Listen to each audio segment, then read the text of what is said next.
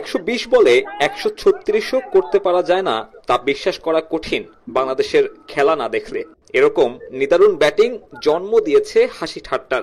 এমনকি পাকিস্তান কিংবদন্তিও অবাক, টেস্ট খেলুড়ে একটা দেশের টপ অর্ডার কিভাবে এত জঘন্য ব্যাটিং করে। বাংলাদেশের পরাজয়ের কারণটা ওদের ব্যাটিং। বোলিংয়ে ওরা দুর্দান্ত ছিল, পাকিস্তানকে মাত্র ১৩৫ রানে বেঁধে ফেলেছিল।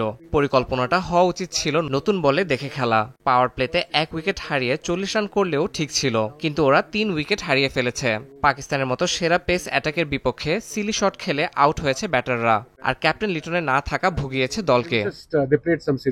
ম্যাচে সান্ত্বনা কেবল বোলিংটা। তাসকিন আহমেদের লাইন লেন্থে মুগ্ধতা ঝরেছে সুলতান অব সুইং এর কণ্ঠে। প্রশংসা করেছেন রিশাদ হোসেনেরও।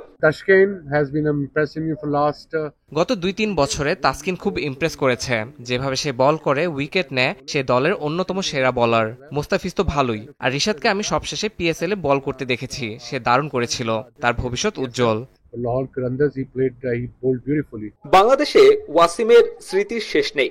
আবাহনীর হয়ে মাঠ মাতাতেন, সেসব এখন কেবলই অতীত। টাইগার ক্রিকেটের খোঁজ তেমন না রাখলেও ফার্স্ট ক্লাস ক্রিকেটের দুর্দশা অজানা নয় সাবেক এই পেসারের। বাংলাদেশকে তাদের প্রথম শ্রেণীর ক্রিকেটে নজর দিতে হবে।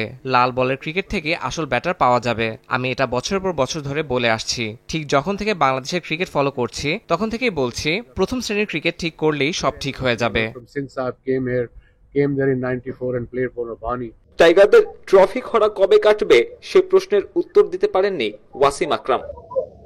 দুবাই আন্তর্জাতিক ক্রিকেট স্টেডিয়াম থেকে সাব্বির মিথুন, সময় সংবাদ।